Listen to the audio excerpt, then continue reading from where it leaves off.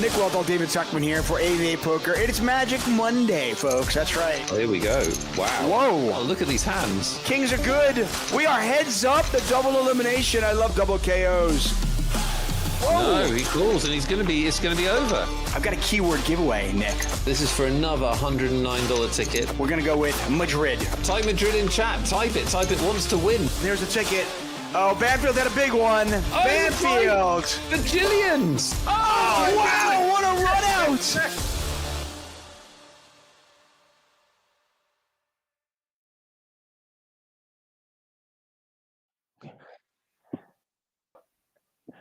I've just been told we're on. Yes, that's right. Welcome to Magic Monday on a Tuesday. I know. It's Nick Welthall. He is back from holiday and looking spry.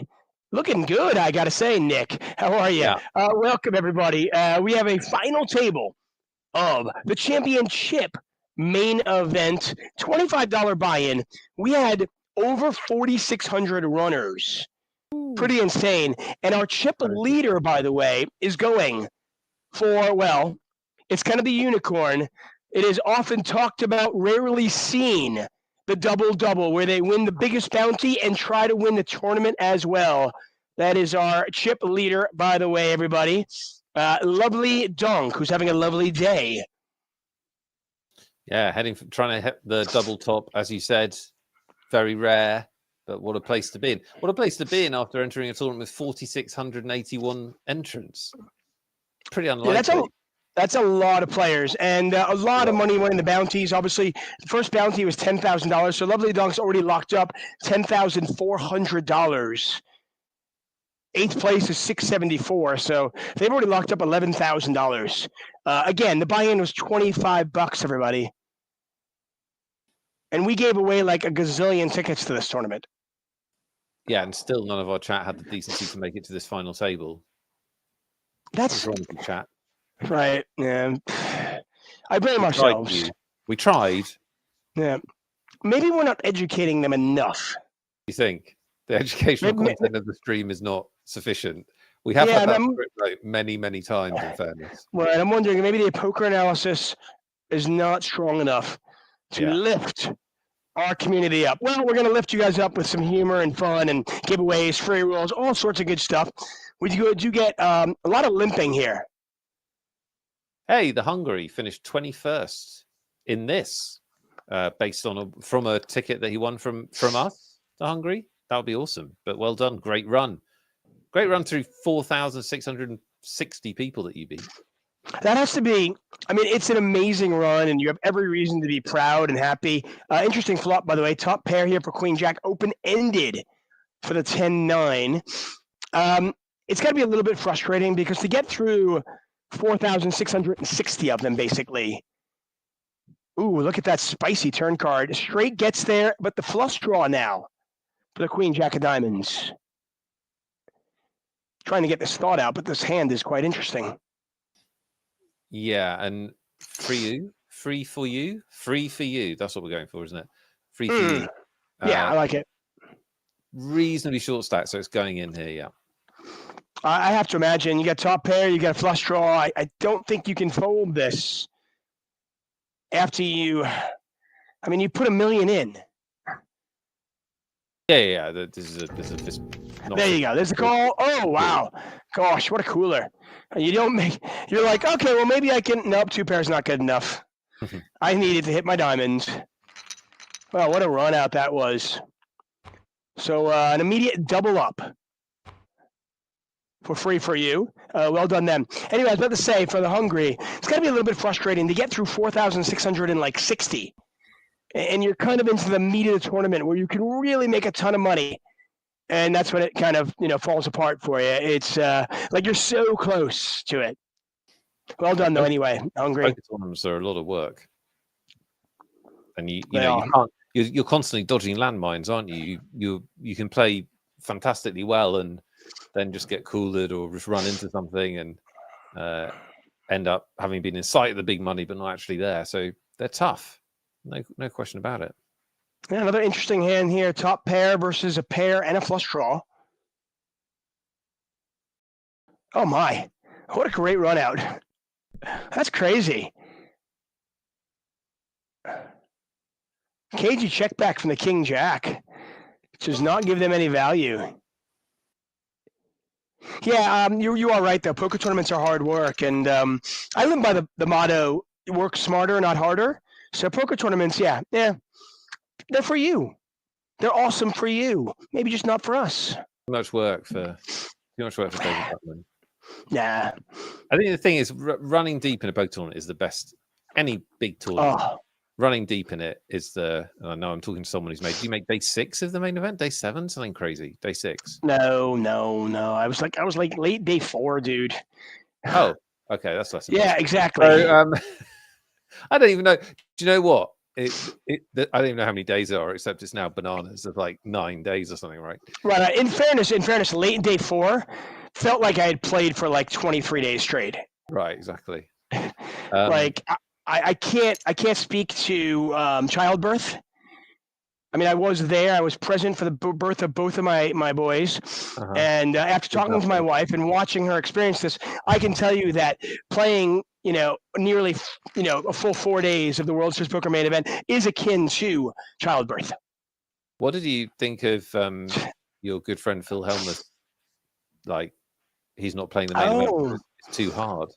Apparently. That is interesting, by the way. We are keeping our eye on the on this final table. Not a ton of. I mean, we've had some coolers, but the players not that excited about getting their chips in. Which you understand. It's a $25 tournament. At least it started out a $25 tournament, and now we're playing basically for 4 figures for all these players. A lot of money. Most of these players are not used to playing for this much money, so you do expect things to tighten up. Anyway, to bring up your point, Phil Helmuth actually mentioned, he put a tweet out there and a video, and he said, "I'm not playing the main event this year," basically like a little child. Yeah. I'm not happy. I'm taking my toys and I'm going home. No, he basically said, "I'm not playing the main event this year because it's become an endurance contest and not just a poker skill contest." And I'm like, yeah. Yeah. We got like 10,000 players to get through. I mean, no, but that is part of it, though. Part of it is endurance. Yeah, it is, can you make incredibly tough decisions under duress? And by the way, Phil hasn't made it past day 1 in like 4 years. What's he complaining about the endurance contest? Make it to day 3 before you complain. I love Phil. I consider him a friend, but I'm like if he made day 4, day 5, and was complaining, I'd be like, okay, he's literally made it. He hasn't made it to day 2 in like 4 years. Yeah. But yes, it's an endurance contest. And by the way, I mean, Scott Sieber brought this up, and I think it's fine. That's the same in many sports. It gets tougher as you age. Yeah. Absolutely. Too bad. Yeah. Yes, it's harsh but true.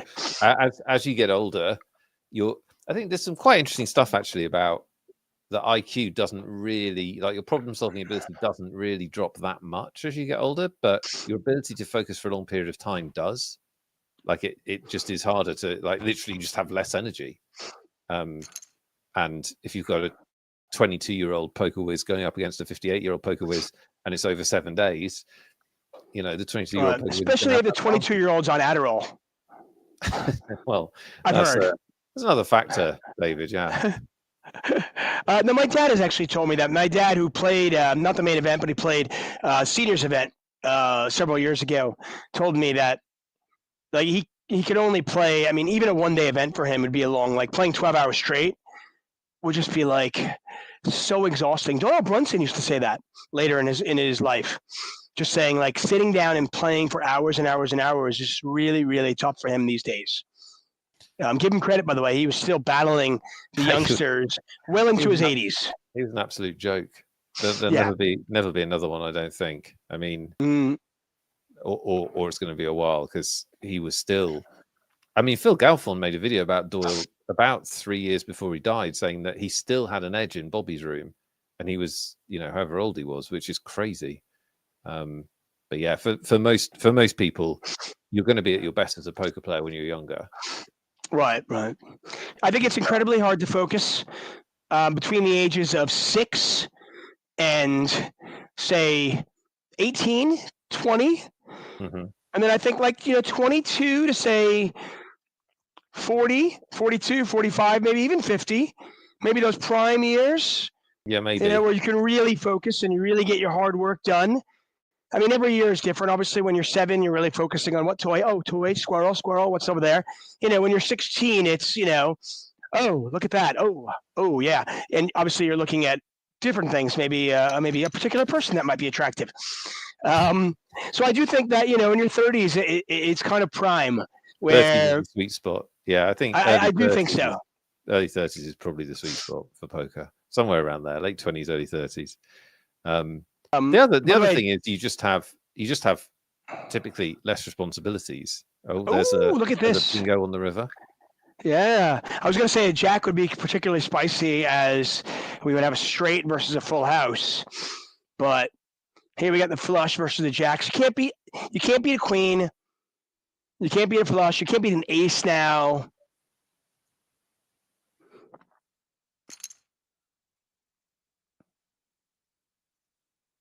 I'm just trying to figure out what bluffs are in my opponent's range right now if I have jacks. What am I beating at this point? Yeah, I mean, there hasn't been a ton of action, so there is some stuff in there, but you are bluff catching. I think it also helps if you've played with Sabotage a bit. Like, do they make this kind of bluff from nowhere type bet? Now, they did have a ton of chips coming to the final table, so that might be indicative of them being pretty active. The player on their right, by the way, is our chip leader, and that is Lovely Donk. David, is there a free roll tonight? Hold on a second. Let me check my notes. Okay. Virtual notes. Yes, there is. Lovely. There's a free roll. Yeah, it starts in 18 minutes. It is the 80-Day Poker TV special streaming free roll. We're giving away $500 in cash prizes. You're probably asking how much it costs to play this tournament. It's free because it's a free roll. That's the reason we call it a free roll, because it costs you nothing to play. It's just a lot of fun. You might win some money if you get lucky and you play well, but you'll definitely have fun no matter what. And the password for it is 888-FREE-24. I don't know what the 24 stands for, but 888-FREE-24. It stands for, we thought this show was going to be on Monday until it turned into Magic Tuesday. That's what it stands for. There you go. You're a genius. Yeah. That makes a lot of sense. In the free roll. We've also got, as ever, a lot of tickets to give away. And they're $109 tickets, David Tuckman. We've got 5 of them to give away during the show. And then 2 at the end on the Poker Wheel of Justice. So 7 $109 tickets being given away on this stream.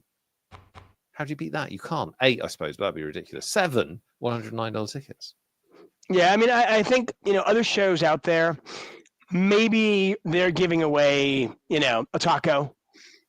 Maybe you get a stupid T-shirt. Maybe if you grand total all of the giveaways, it equals one $109 ticket. Right. We're giving away 7, plus, of course, $500 in our free roll. So over $1,200 in value for you. And, of course, the eye candy that is Nick Wealthall. Hello. Slightly browner, slightly fatter. Post-holiday Nick Wealthall.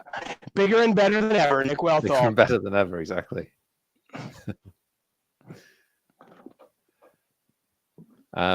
So, yes, we do have a dominant chip leader at this final table. Lovely Donk's over 100 big blinds. We don't have big blind displays, so maths is required for this show. But it's the kind of chip stacks where a lot of players are going to be really hoping that other players bust. And let's remind ourselves that this is a big deal for a lot of these players, because this is just a $25 buy-in event. Usually our buy-ins for these streams are bigger than that. This is the championship main event. So these players are playing for thousands, when it's probably fair to say that a lot of the time they wouldn't be. So we might see some tight play. Let's see. I mean, I'll give you an example here, by the way. Tenaro, who's already locked up $2,700 in bounties, by the way. Their average stake is just over $5. They're a lower stakes player. They played a lot of the micro roller tournaments. They finished 7th in one of them. That was their highest finish of all, where they won $228. They've already locked up $2,700 again.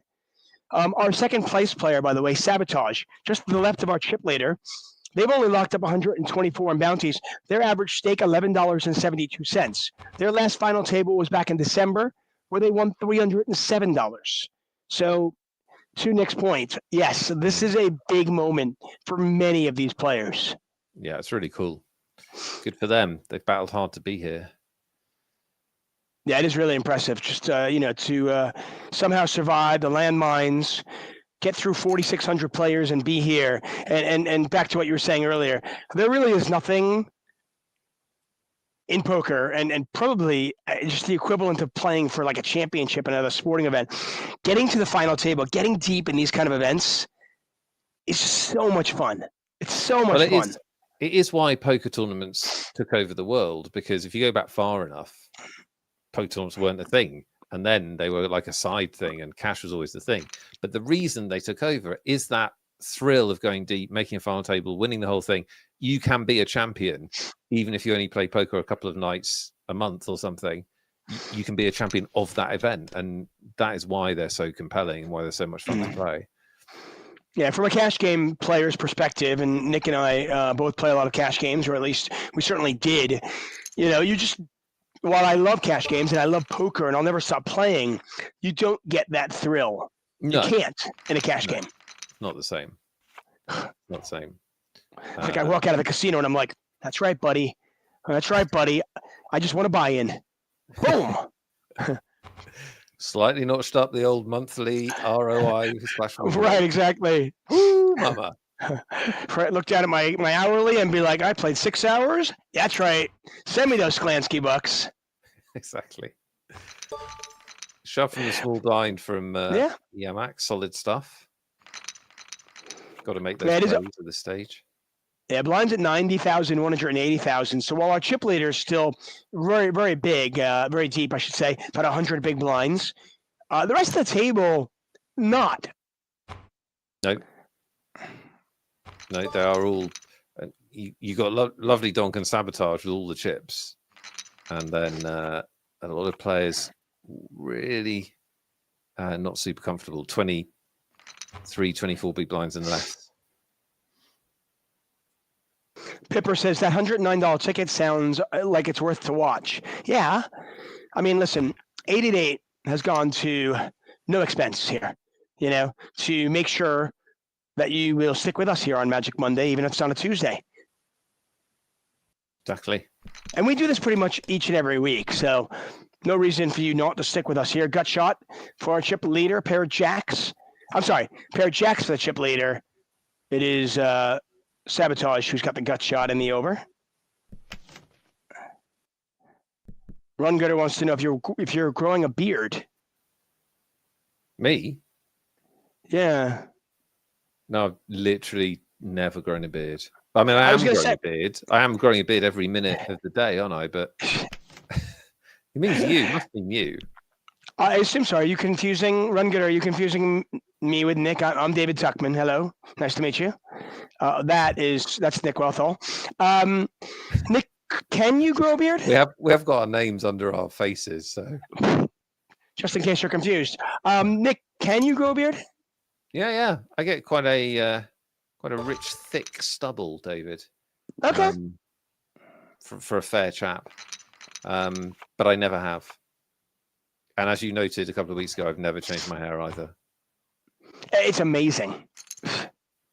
It is just absolutely astounding how your hair is just perfect each and every week. Well, I don't know if it's perfect. It's just the same. It just never moves. Wake up like this. Go to sleep like this. I mean, do you wake up like that? Yeah, pretty much. Or if I don't, I just do that and it goes back to. And it goes okay. Each hair has been so conditioned to being where it's supposed to be that. Right. Do you yell at them like if there's one out of place? What are you doing? Exactly. Are you trying to be different today? Yeah. Are you not getting enough attention? Get back in place. I'm not playing your game. Yeah. Hello, everybody. Welcome. It is 888 Poker's Magic Monday on a Tuesday. This is the main event, final table of the ChampionChip series. Next week, we are back to our regularly scheduled Mystery Bounty final table. That'll be on a Monday. So good news. Only 6 days between shows this week. Yeah. Short week. Lovely. Parabellum says, thank Lego. So, yeah, I think Lego head is a fair insult. If you wanted to, get some banter involved, you could say Nick has Lego head. Like that kind Lego of head in that area, definitely. Right. The kids today would probably call it like Minecraft head. Minecraft head, exactly. Well, not the kids today, the kids 10 years ago, but yeah. And the kids today still like it. I don't know what the kids today do. No, the kids are still liking Minecraft. They do? Oh, cool. Yeah, they still play Minecraft. I mean, they play like Roblox and stuff like that, but the graphics on Roblox are basically the same as Minecraft. Yeah. It's so funny how, like, when we were kids, it was every year, like, the graphics got better, and you're like, this is amazing. And then somehow, like, kids were like, yeah, who wants top graphics? Give me Minecraft. It's really weird. But it's just playability is king, isn't it? Playability, accessibility is king. Absolutely. Nick Wealthall, David Tuckman here. Thank you all for joining us. If the show goes long enough, we'll have time for the world famous Nick Wealthall shout outs. Let us know, where are you watching the show from? I don't want to put pressure on Nick, but I'm just going to throw it out there. I'm like, where are you guys? I love the fact that our shows are kind of worldwide. They are. We have amazing global representation. Tell us where you're watching from, chat. We want to know. Yep. I mean, not like address or anything. That's creepy. Just like the country. Yeah. Don't need to know exactly where your house is. No. We've got Alberta, Canada, Loughborough. How do I say that? From Scuddy. Loughborough. Loughborough. Thank you. Loughborough. Where is that? Sort of in the middle, I think. Isn't it, Scuddy? In the middle. Yeah. Middle-ish. We got Brazil. We've got New Zealand. Incredible. Latvia, Ukraine, Brazil, New Zealand, Wales, Mexico, Dominican Republic. It's unbelievable. Global coverage. By the way, I've been to Santo Domingo, Dominican Republic. Highly recommend. Beautiful spot. Oh, gorgeous. Sao Paulo. That's beautiful. Home of course, Vivian Saliba. Bless Vivi. World champion Vivian Saliba to give her the title. Bracelet champion. World champion. Exactly. Just awesome, all around awesome person. She didn't say, I'm not going to compete because I'm a bit tired, did she, Phil? No. Yeah, that's a good point. That's a good point. And in fairness, I get it. That, like, if you're older and you're like, I can't do this for 8 or 9 days. I just love, though, the people that complain about it are like, I'm going, yeah, but how do you know you can't play for 8 or 9 days? It's just very Helmuthian, isn't it, to go, this is a structural problem with the tournament, as opposed to just going, look, guys, I'm in my 60s now and I'm not going to play an 8-day tournament. He goes, this whole system is wrong. Yeah, I mean, I just don't know what, and the fix, I love how a million people, to make sure Phil could play, like, everybody on Twitter or X, whatever the heck you want to call it these days, went, like, to the ends of the earth to try to figure out a solution. Oh, well, what if we change the structure to 60-minute levels? Or we could make the buy-in, like, 3 times what it is now, or 5 times what it is, and get the smaller fields. All these different things to change it. Or just go, Phil, if you don't want to play, don't friggin' play. The world will go on without you. I mean, of all the things in poker, by the way, like, one of the things that actually works is the World Series of Poker main event. Like, everybody knows what it is. Everyone loves it. More and more people enter it. It's our only really sellable TV product that goes cross audience. Like, can we fix it? I mean, it's like it is arguably a perfect event.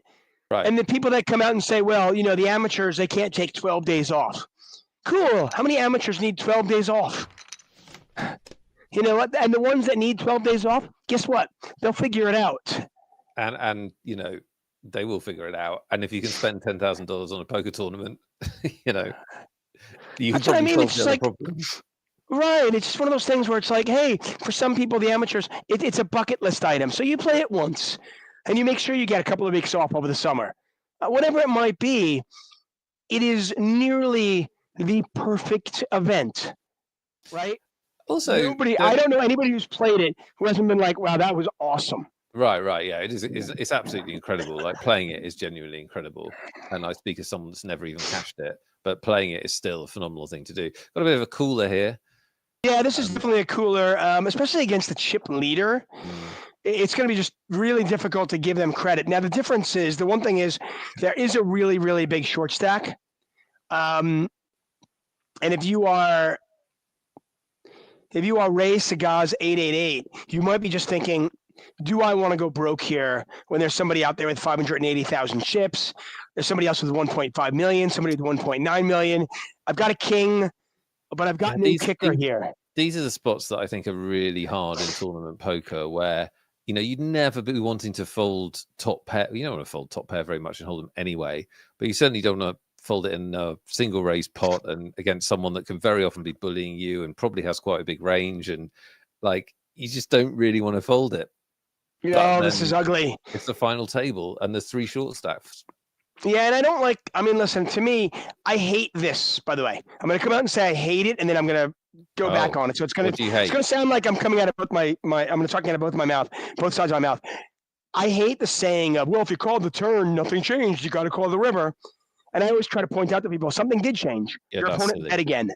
That's silly. Your opponent betting again is something changing. Right, okay? Yeah. You can very easily call the turn, and then you're forcing your opponent to bet again. Now, you can argue that it's exploitable because your opponent could just bet again, but a lot of players don't do that.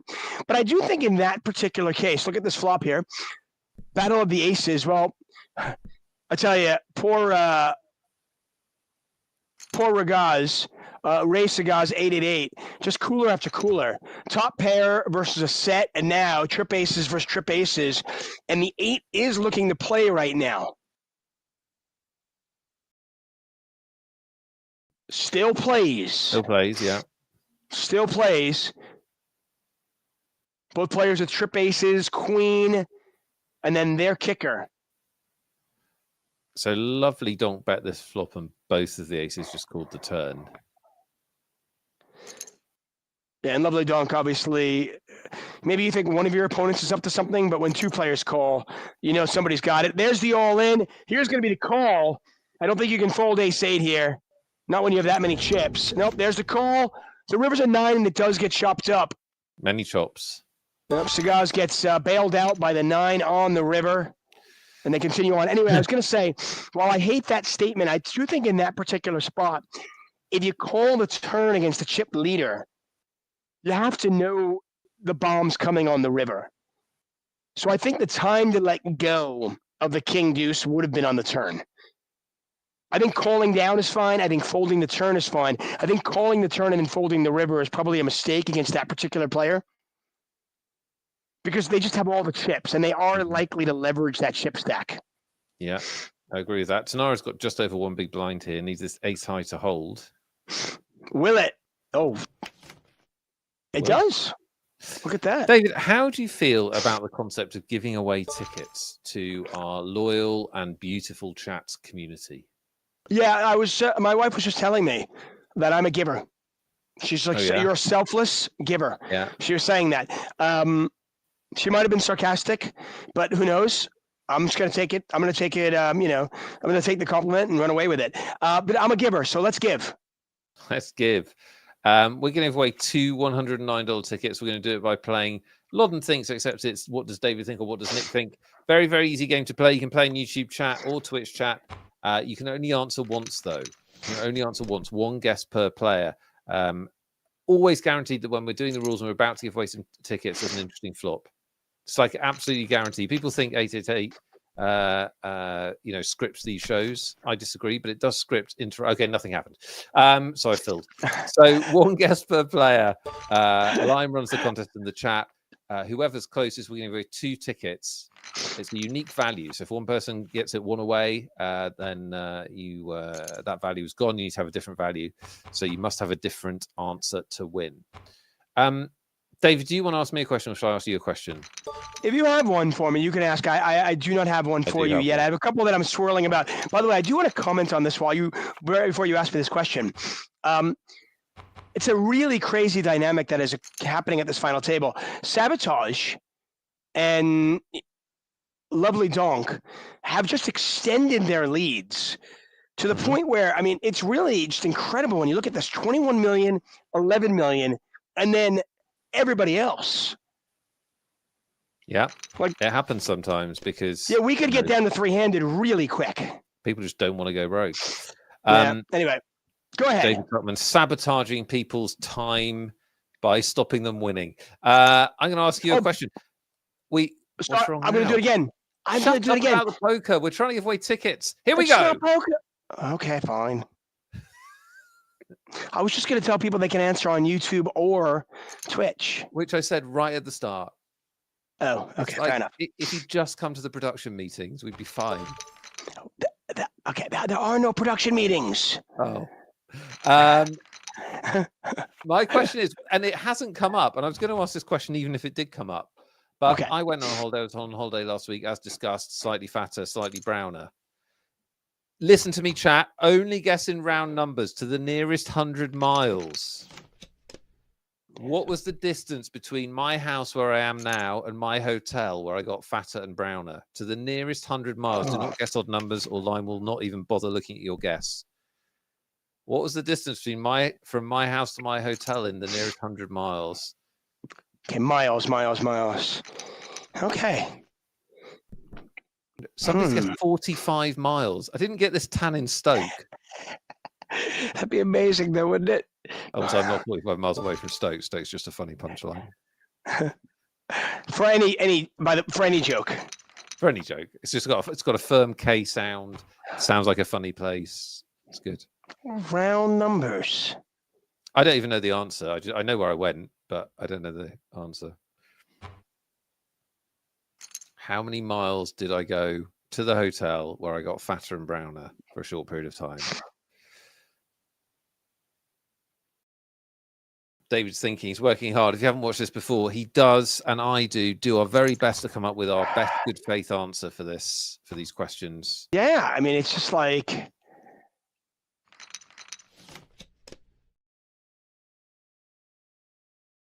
No, I didn't say that, Noob Frost Major. I said guess in round numbers.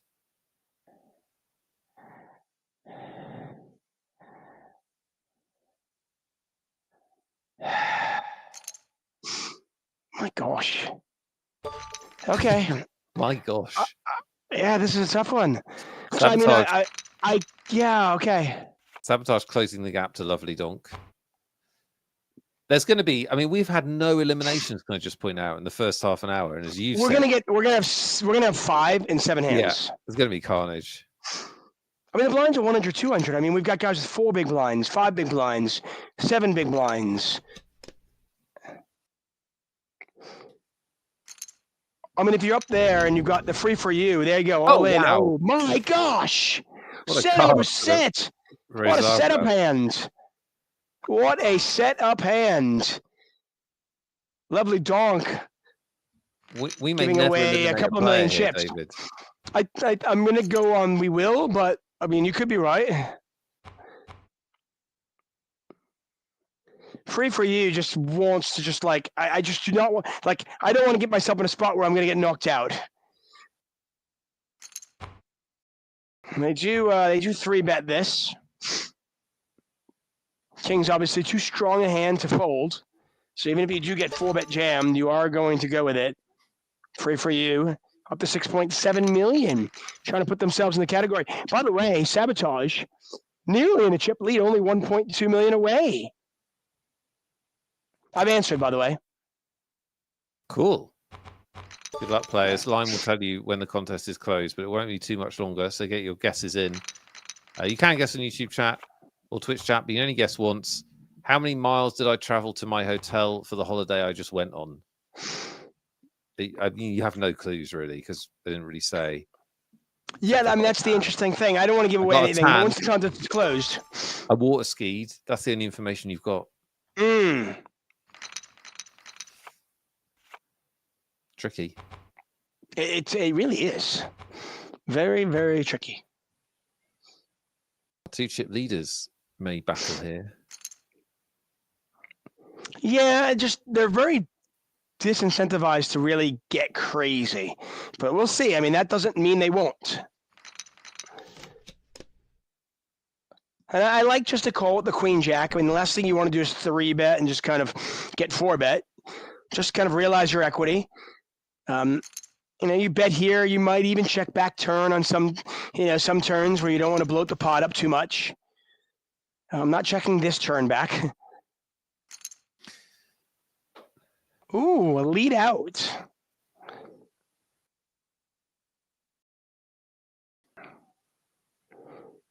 It's not a big bet. I don't mind the lead. I'm not sure about. Oh I'm not sure about my! why it's such a small amount, but okay. Now it's another small bet because he has a small flush. Yeah. The small bet on the turn, kind of freezing their opponent from betting more. And look at this! What an ugly run out for sabotage. I do often wonder this. I wonder if you just blind attacked really small river bets. So, like, if you just made a rule every time my opponent bets a really small river bet, I'm just going to put in a massive raise. I wonder if you'd make money or lose money overall. Oh, I think you'd make a ton of money. I sort of think you would make a ton of money. Yeah, I think if you attack the blocker bets, what looks like a blocker bet, you should say. Most of them just are, aren't they? Most of them just are small value or blocker bets or whatever. More often than not, if it looks like a duck, it quacks like a duck, and it walks like a duck, it's a duck, right? I mean, if it looks like a blocker bet, it probably is a blocker bet. Yes, every once in a while, you're going to find yourself against a little bit more sophisticated player who understands what they're doing and balances and occasionally, bets smaller with some of their best hands. Some players also will maybe correctly deduce that it should be good anyway. All in here, 6 deuce versus ace 8. Oh, no. Oh, my gosh. Well, Socrates had almost no chips, but you still want your ace high to hold, don't you? Yeah, I guess especially against 6 deuce offsuit. So we do finally get an elimination. Free for you, going to pick up an extra $10. And Socrates, who came to this final table 6th in chips, has their best finish ever. They took home $600 in bounties, $674 for 8th place. So all in, over $1,200 for Socrates, and we're down to 7. Should point out that Marauder has been sitting out, obviously with the connection problem, for a little while now, which really sucks. So condolences to them. Hopefully at some point they reignite. Also, we've got big blinds in our visuals now. I have absolutely no idea what prompted it to suddenly show us big blinds. Very strange. I just think it's a challenge for us. I think they like to challenge us early and see if we can rise to the occasion. Clearly we can. Parabellum says, my guest has him traveling the world almost twice. I think that's about right, yes. 38,344 miles, everybody. The contest is closed, by the way. It's funny. Usually when you go on holiday, you and I have some ridiculous, we go on a tangent and we end up discussing where are you going. And strangely enough, this time I didn't ask you. I can't even remember. I can't remember if I said 2 weeks ago that I was going on. Maybe it was right at the end and there was no time or something. Right. You did mention it at the end, simply being like, oh, we're, because you and I have done so few shows together this year because of, mostly because of me, obviously, that you just commented on it and I kind of made fun. And it was like, oh, in my head, I assumed you went to Malta. Because you always go to Malta. But then when you put the question out there, I will say that I immediately shifted gears and I was like, clearly it wasn't Malta. Tenaro's so I changed. Yeah. Just so you know my thought process on this one, just so everybody knows. I was like, oh, you went to Malta because you always go to Malta. And then when you asked me that question, I was like, something's different. He didn't go to Malta. Also, he water skied. He doesn't normally water ski in Malta. It's all true. This is all true. Huh? 4 spades and nobody's got a spade? Spadeless. Betless. Yeah. Spadeless, betless, tiny pot. But Tenaro hangs on. 2 big somehow turns into 9 big blinds. Pretty cool. Well, they were in terrible shape, and somehow they do get the full triple up. They might still get knocked out here, though. I don't know how you get away from ace 9. They're going to limp and try to see. You limp it, then you can get away from it. What is going on? Nobody wants to. I mean, I don't know how this plays out. We'll see. We might not even see a flop now. I assumed it was going to go all in, and now I don't know. Yeah. We may not see a flop. We don't. There you go. Crazy. You can never predict how a hand will play out. So let's give some tickets away, David Tom, and let's have some winners. I asked you how many miles away from my house was my hotel. You've given us some of your thought process. You thought it's not Malta. What did you go for? Well, I assumed based on the tan, based on the fact that you went water skiing, based on the fact that you were just fancy as F, I Oof. decided that you went to the Seychelles. Oh, lovely. I decided that you went really all out. It was a really, really big holiday. You went nuts, and you went there. And I believe, and I believe that is, somewhere between like 4,500 and 5,500 miles away from the UK. Okay. I might be wrong, but I think that's around it. And I came up with 4,800 based on that, from 48 your home miles to exactly a hotel. Was that right? That is exactly the right answer to the question. How much distance do you think there is between my house and my hotel for this holiday? Very well played, David Tutman. You're a legend. Thank you. Two other legends who are closest guessers. They win $109 tickets for playing today in what will be a pretty big tournament. Whatevs Nevs said 4,900 miles. They were closest. Well done to you. And Nice Easy up, Gamer is our second winner for 4,500 miles. That was their guess. Nicely done. Gamer and whatevs. Well done, both of you guys. Each $109 ticket. As always, make sure you pay attention to your whispers. Make sure that our amazing moderator, Lime Ricky, can get a hold of you to get you that ticket. That is awesome stuff there. As always, by the way, we will often be woefully wrong on these answers, but we will always try our best. And I was like genuinely trying to think. I'm like, where did you go? The funny thing was, I was like, okay, Malta. And then when you asked the question, I was like, okay, clearly not Malta. Now what? Well, several bad luck to those in chat that watch the show regularly and did figure out the distance to Malta. That was a fair guess. And you did very well, because I went to Mauritius, which is like just slightly south of the Seychelles. It's the same neck of the woods. So well done. That is, yeah. I have absolutely no idea how many miles away it is. I'm going to go, if it's slightly south, I'm going to go like 5,500-ish, 5,400. Okay. I have no idea, though. But I only know it because when I lived in the UK, I was looking at going on holiday. And I was like, how far is... And when I looked on the map, I was like, oh, it doesn't look that far. And I was like, wait, how long is this flight? Yeah, it's quite long. I was like, my gosh. Like I said, I just assumed, based on the fact that you asked the question, I was like, okay, he went somewhere cool. Oh yeah, that was Mauritius. A bit of a tell. Yeah, that was a bit of a tell, wasn't it? That it would be somewhere like that, not Stoke. No offense to Stoke, I just don't want to go there for a whole day. And I just assumed, and no offense to Malta, but you're not going to ask me that if you went to Malta again. Fair. Look at this. How was Mauritius, by the way? Sabotage and free kick. Yeah, awesome, lovely. I can see the appeal. There we go. Highly recommend. 4 stars. We'll do it again. Yeah. Oh gosh, what cooler! Kings versus Jacks. I mean, Whoa! What happened there? So here's the crazy thing. What we see at the final table, the players don't necessarily see. And I think that's very important to understand, because we would make adjustments based on that, right? If I'm Sabotage, I am now raising like 90% of the time. Just knowing the players behind me are going to fold hands as strong as Jacks, right? And if I know that, we get it all in here. King 4 versus 4-3. What a flop for 4-3 of hearts. What a flop for 4-3 of hearts, and a miss. How is that possible? Huge condolences to Marauder, who clearly had connection problems and was sitting out the whole final table, which really sucks.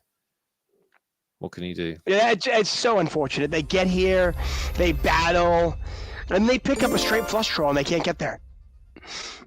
So Marauder, by the way, who unfortunately didn't get a ton of bounties. They came to the final table 4th in chips. They exit in 7th. They took home about $1,000 when it's all said and done.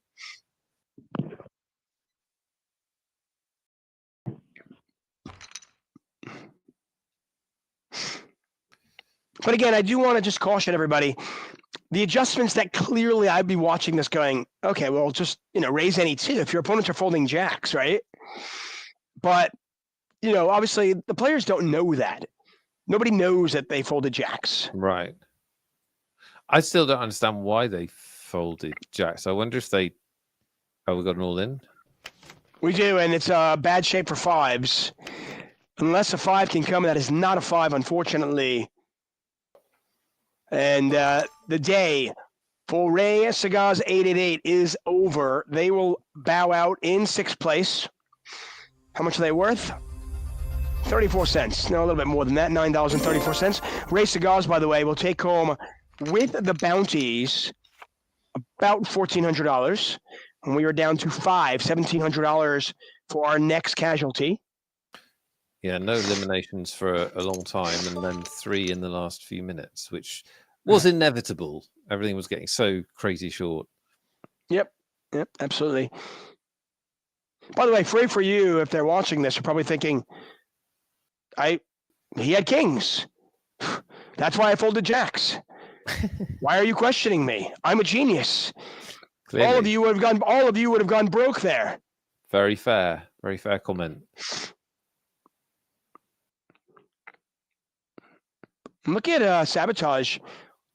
Okay, going to war with Lovely Donk, and Lovely Donk's going to put him to the test. And now this is fun. What do you do with your Sabotage? Are you going to put your tournament life on the line here? Now that we're down to 5-handed, there is a player with just 3.7 big blinds. Yes, they are. What a play there. Really, really, I love that. Do you think they called? Do you think they moved all in just knowing that if they got a fold, they'd be up to 69 big blinds? I hope so. I really do hope so. Me too. So that they could then say nice to themselves for about half an hour. Right. Nice. Yeah, that's an interesting spot because I suppose the other way to play is to call, and then play some poker, but can't ever be. I'm actually not 3-betting and under the gun open because of ICM. I think 3-betting there is actually a big mistake with jacks. Right, that's good point. But I'm calling. I'm not good enough to fold. Yeah, that's a good point to not 3-bet in the first place because why do you want to bloat the pot? And also, you probably make more money by not 3-betting as well in that specific spot against the chip leader who's aggressive. Yeah, you just get yourself in a situation where you get most of the hands that you're beating to fold because they know you're a little bit tighter because of ICM. Maybe you get called by Ace King, and you're just in pretty bad shape. I would probably just call there and then evaluate. But I mean, hey. Give it to them. They somehow figured out a fold, and they're still here with 5 players. By the way, if you're still here, and obviously if you can hear my voice and Nick's voice, you are here. We have a free roll that is beginning in. We do. Well, it began. It began 13 minutes ago, right? Or 18 minutes ago, I should say. Registration is still open, so don't worry. Which means you've actually outlasted some of the players in the field already. The password for that free roll is 888-FREE24. You're already a winner. Yeah. Good point. If you're here for the giveaways, we still have more. Giving away 5 more $109 tickets. 2 at the end of our show. Huge. It is. Pair of queens here are going to hold. And I tell you,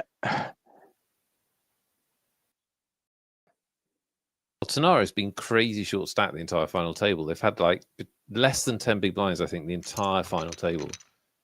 Yeah, they have just they doubled up from 3, they tripled up from 3 to 9, and now here another one, and they're still in there. Still in there. Stubbornly sticking around. We have 2 players with over 70 big blinds.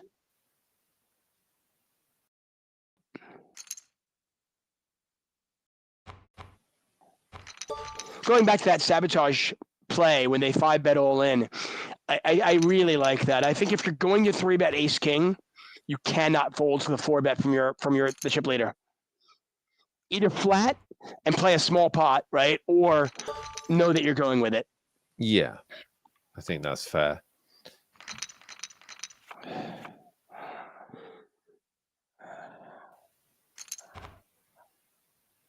We likely to get an all-in here. Yep, there's the all-in. I think we'll get a call. It's only about 8 big blinds to call. Pot is 13.5. I don't think there are any big bounties left, so...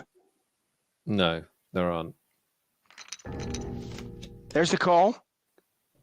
Ace-queen is good. Uh-oh, flush draw or 9? Always a sweat. Oh, my. Harsh for your Mac. Yeah, that is harsh, especially, by the way, Yamac actually made Broadway. They made the ace-high flush. Ace-high straight, I should say. No good. No good. Flush is better. Hold on, let me just double-check this. I've got cards here. Yep, flush is better than a straight, Nick. Still? Yep, still. Still, okay. We'll go with that then. Still. So we already had the four-handed. You mock, by the way. Came to this final table with about $1,200 in bounties. They finished in 5th place for $1,700, so nearly $3,000. Again, this was a $25 buy-in. Crazy money. Well done to these players. As we mentioned at the top, 4,680 entries. That is a tough final table to make.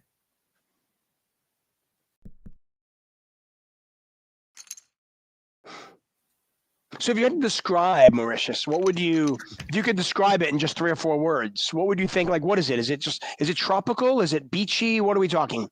It's tropical. It's green, white sand, clear water, margaritas. It's very good. It's very good. Nick Walthall is very happy. Nick, of course, if time. It sounds like it. Of course, if you are a fan of Nick Walthall and a fan of the show, you know that Nick Walthall's nickname was coined here on the show, the Walking Margarita. All in here, ace deuce versus ace 10. Wow. Tonight's just going to win this title and never have more than 10 big blinds. Is that even possible?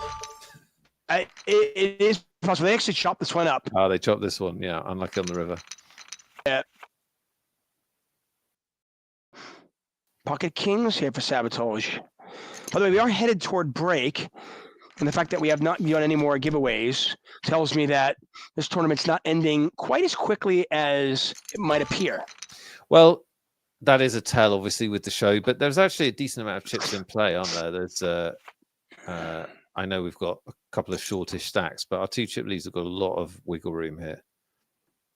Yeah, well, and we've already pointed out that Tenaro is never going away, right? Exactly. They can't lose, so. Can't lose, so it's going to take a while. But the people like that. They like their Magic Monday on Tuesday. Yeah. No, you don't want to hit a set here if you're Tenaro. They do not hit a set. The 9s hold. They're above 10 big blinds. They're going to go absolutely ham. They're going to start 3-betting, check raising. You just watch. They might be doing the ride the horsey celebration in their room right now. They might get an all in here because this Sabotage could move all in. They really could. I'm not saying they will, but they could. No, they just limp. There's the all in, now a fold. Obviously, that's another way to play it. Probably a smarter way to play it too, by the way. Wow, Tenara's on the sort of mini heater. Yeah, and the crazy thing is that one more double up, and they're players. They're right in this. Yeah, well, they're not going to be the shortest stack anymore after this. No, they won't be. Which is the road to recovery. Nope. There's a 3-bet, there's a fold, and Tenaro. It's their world. We just live in it. Sabotage, by the way, is our chip leader. Hello, Don Variance. How are you? Oh, Don Variance. Out of the free roll. That's unlucky. We'll do a free roll call when we get back from our break. That's Variance for you, isn't it? The Don of it will fully understand what it is to feel the ups and downs. I mean, is there anything more high variance than a free roll?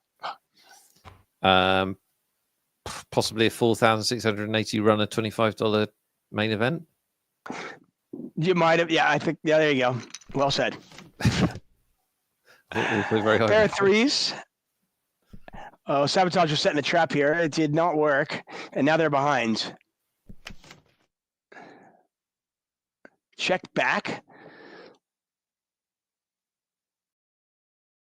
Not a ton of value in betting this, honestly, with ace queen. I mean, you likely have the best hand. Can you get value from worse? They're going to bet here and just kind of like maybe deny their opponent equity. Wow. I'm kind of shocked, Tenaro. I think you'll find they bet as a bluff. I mean, I'm betting ace queen there, but I'm betting ace queen just trying to get a random 9-7 to fold or something like that. And I'm denying my opponent their equity. I never in a million years think that I'm getting a better hand to fold. Nope. And yet somehow they did. That's why poker is such a hard game to analyze your own performance, because you don't actually see what's going on with the opponents. You don't see what they fold. Yeah. What they value bet that you folded to, etc., etc. It's a tough game to analyze. Well, it's one of those and it's a game of incomplete information when you're making the decision, and then even after the decision's been made and the result is done, you still don't have all the information. Yeah. So you can't even go properly. You can't even go back and properly analyze it. It's crazy. Absolutely is. Yeah. Well, and with that craziness, we're going to go on a break because I need a break. We'll be back with the final four players and, of course, giveaways when we return.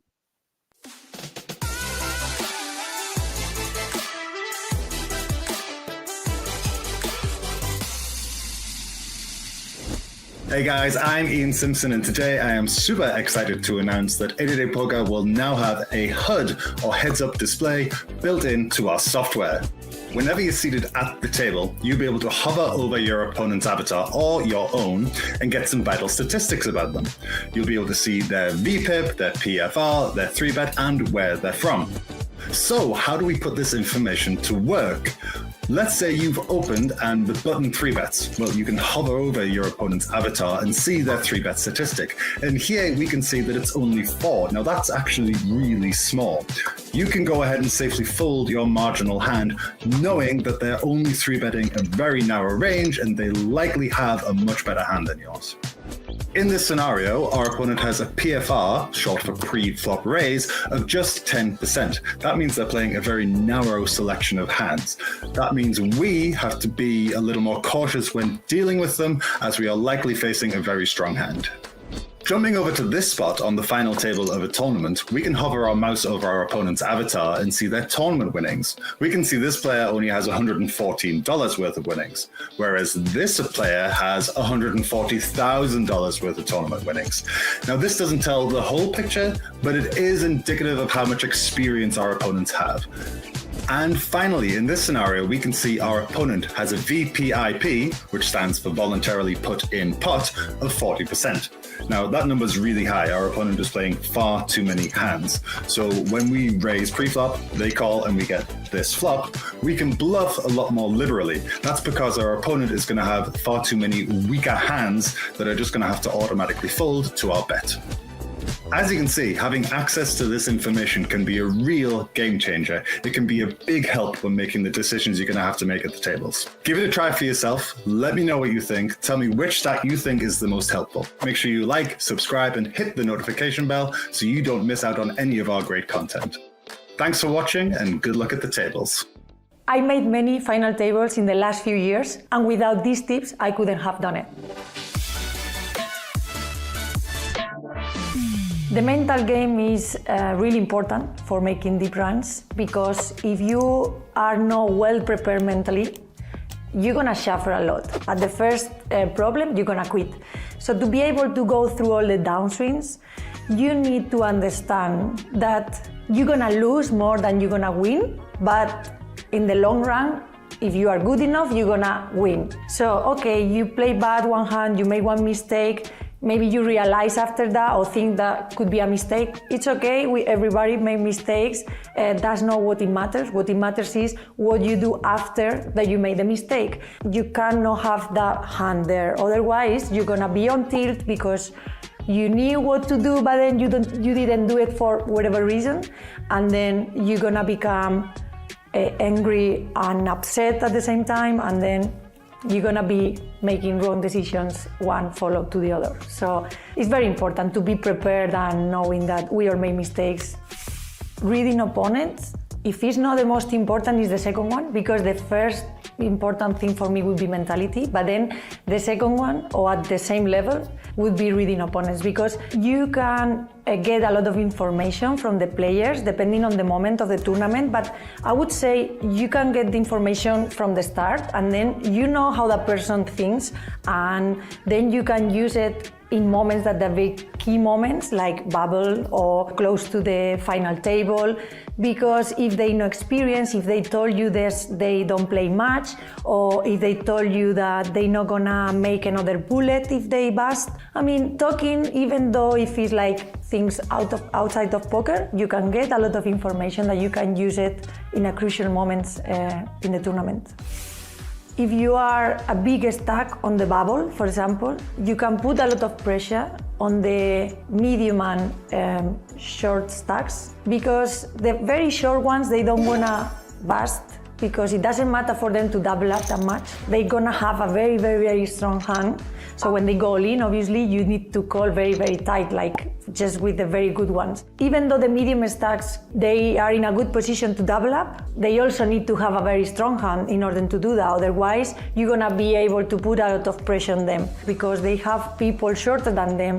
In the opposite side, I remember once I was 7 blinds on the bubble, and I was gonna be big blind. It was no point for me to double up, because even though if I double up with 7 blinds, I'm not gonna do much more. For me, it was more important to make the money. So I ended up winning that tournament because I knew I didn't have to put on risk my tournament. I folded my big blind because I didn't have to call. And luckily, I went into the money and I won that one. It was the high roller for Portugal. Choosing the right game. No more Rooster talk. We are back. That's right. It is Magic Monday on a Tuesday. During the break, we were talking about Lime Ricky's Rooster, who is okay. Good news, everybody. Nick Wealthall, yeah, I know. We were all waiting, holding our breath. Thank gosh that the Rooster is okay. You were like, has it'll be survived. fine. It'll be fine. And Lime was like, don't count your chickens. That's just something we don't do. And it's like, but it was fine. That's Nick Wealthall. I'm David Checkman. You are here on a Magic Tuesday. We've got giveaways for you. And of course, we have the final four out of 4,600 and what? 660? I mean, amazing to get this far. Yeah, it really is. Lovely donk, by the way, going for the double top here. They have won the big bounty. They have already locked up, by the way. This is crazy when you think about it. They have already locked up nearly $13,000. That's just giggle worthy for a $25 buy-in. Completely. Yeah, they've turned $25 into $13,000 minimum, and it's possibly climbing up here. They are currently second in chips. Sabotage on their left has more chips than them. By the way, these two players came into the final table 1 and 2. Been that way the entire final table. Yes. They've swapped places, and that's about it. But look like they're going to be in our heads up, but that's not the way it works in No Limit Hold'em. So let's see. By the way, send your well wishes. Good news. Well, I'm obviously when we first started the show, she was in Calgary, but she did move to Costa Rica. During the show. Right, and exactly. And flooding can be an issue, and apparently Lime and her domicile have survived the first rain of the season, the first big rain of the season. That's very good. And good news. Obviously, they've only had an hour to unpack and go several thousand miles, so they've done very well. It's amazing what she can do, and she's here today. She is amazing. And modding 2 chats.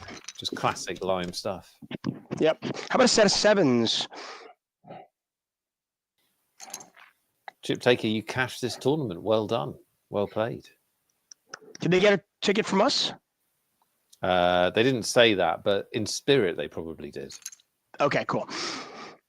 We got a raise right away. Hand is over, and Sabotage really starting to pull away now.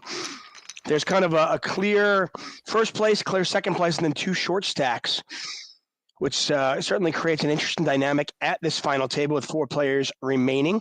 By the way, free roll registration is still open, but it is closing momentarily. Hurry. So get in there. Password is 888-FREE24. Once again, that's 888-FREE24. I'm Sabotage going to put the pressure on, as you'd expect. Christopher says, I'd like to keep chickens, but my partner would make me go vegetarian. Okay. So if there's actual animals on the premises, you would then not be allowed to eat animals. But if there are a distance, any animals, that's fine. Okay. Yeah. Because I mean, we have dogs and cats, a bunny, a pig, and fish. Well, we don't have fish anymore, unfortunately, but we'll get fish again. And I still eat all of that. What happened to the fish, David? Unfortunately, they did not survive the fire. They did not survive when my wife evacuated. She took the other animals, but apparently didn't care enough about the fish to take them. What a flop here! Oh my gosh! That's a good call. These two, by the way, the deck is kind of conspiring to get these two involved. We had 9s versus 7s, now aces versus 8s. We're four-handed. Yeah. I mean, amazing situation for Lovely Donk. Not just to have a massive hand, but also that Sabotage has something that they're going to give them some chips with. Because I love the small sizing on the turn. I mean, you're just you're hoping your opponent hit a king. Hoping they've got stay called with king queen or something like that. I'm probably betting small one more time. I'm trying to get value. Now they're going to go bigger. They're going to go 23.6. They're telling the story they've got a king or better. Yeah, there's a bit of context here, isn't it? Which Sabotage will be wrestling with, which is Lovely Donk really going to bluff every street when you have them significantly covered and there's two short stacks and you're playing for all the money? And that's a solid laydown. That's not necessarily that easy a laydown with pocket 8s on that board. And by the way, that particular hand is a perfect illustration of why would you call the turn and then fold the river? It's because my opponent just bombed into me and I have them covered and there's 4 players left. The call on the turn is pretty basic. I'm getting 6-1 and I might be at the best hand. But Boxwax has got the most important question. Yes. Did you shut down the fish Insta page? No, it's still there. Slurpee McFadden, you can find it. If you want to send your prayers and thoughts, you can go to @Slurpee McFadden on Instagram. Mm-hmm. Unfortunately, those fish did not make it, and it was a vibrant fish tank. As you know, many of you could actually hear it during the broadcast. Yes, I won't miss it. But that's I don't want to say anything about the fish, but just like the bloop bloop sounds. I didn't. Yeah, well, that bloop bloop sound is coming back, and it's going to come bigger and better. I'm going to get like a 300-gallon tank next time. Okay. And we can all guess how big the tank is. Oh my God. Nick Wellthall confirmed heartless. Not heartless. I just like hates pet fish. But fish, they don't like pet fish. Don't have a. Well, I'm heartless. It's just. What a flop here. What is there to be heartfelt about? I don't know, but what a flop here for King 9 of clubs. Oh my gosh. It's a good flop for King 9 of clubs. Yeah, right? Why is no chips going in the pot? There you go. The link to your fish page in chat for those of you that are so bored with their time on this planet that they want to go and look at a dead fish. Oh my gosh. It's not. It's just step on it. I mean, it's like, you know, feelings too, man. Those ones don't anymore, do they? My gosh. The amazing thing, and quite sad. So I had a fountain in front of my house, and the fountain. I had a beautiful fountain. I love water, like water things. Anyway, I had a fountain in front of my house that when somebody delivered something to our house, somebody broke it. So it broke, and then fish kind of went down to the ground. They were going to die. But I was able to scoop them up and throw them in the fish tank. And they survived. They survived that. Mm-hmm. They could not survive the fire. No. And they also can't survive the heartless, soulless Nick Wellthall. I'm sorry. Rest in peace. Thank you. 10s versus 8s. Somehow the chips didn't go in pre. Somehow. No, we're not doing that here. But also, Tenaro, you know, they've battled so hard with the short stack. They can see Freefee's got 4 big blinds, and they just don't want to commit. But they're gonna win. Yeah, well, the 8s are just betting for value in the river, and Tenaro's up to 21 big blinds. Yeah, you brought up Phil Hellmuth. Oh my gosh, they're gonna get more action here. They limp with the aces. By the way, remember Tenaro had 2 big blinds. Yeah, it's been crazy. So no, I love the way they're playing this hand, by the way. The fact that they have played it so passively, I kind of like giving my opponent enough rope to hang themselves, because if they raise, everybody's like, whoa, okay, they must have something big. Wow. And look at this. They're going to double up again. Huge. Oh, my gosh. They got their opponent drawing dead. Unbelievable. Sonaro's at 44 big blinds. They are neck and neck for the chip lead, as you pointed out. They were down to 2.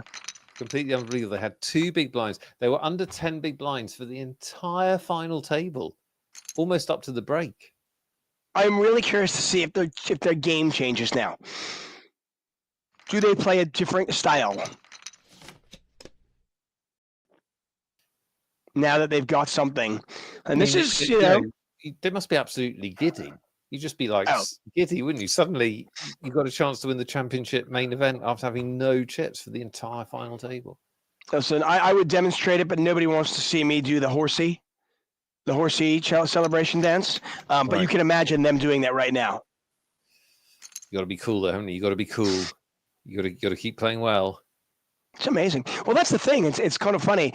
A lot of times you double up, and you act like, okay, well, I've already won, right? If you don't keep playing poker, you could still get knocked out in 4th very easily. This is going to put them in the chip lead, by the way. Absolutely incredible. Only No Limit Hold'em can do this. Only No Limit Hold'em.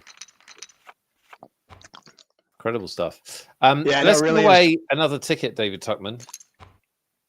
Okay. We might, Free For You might get their chips in here. They do. They're winning so far. They are not winning now. No, they are not. And unfortunately for them, that is it for them. I like the play, though. I mean, I think it's a situation where once Tenaro, took the chip lead and there are no other short stacks, I think Free For You just realized, well, I've got to make a stand. I've got to get some chips. There's no laddering up anymore now. I've got to make a move. And, frankly, they got it in good. Unfortunately for them, the cards didn't work out for them. They do finish in 4th place. What a great finish. Again, 4,681 runners.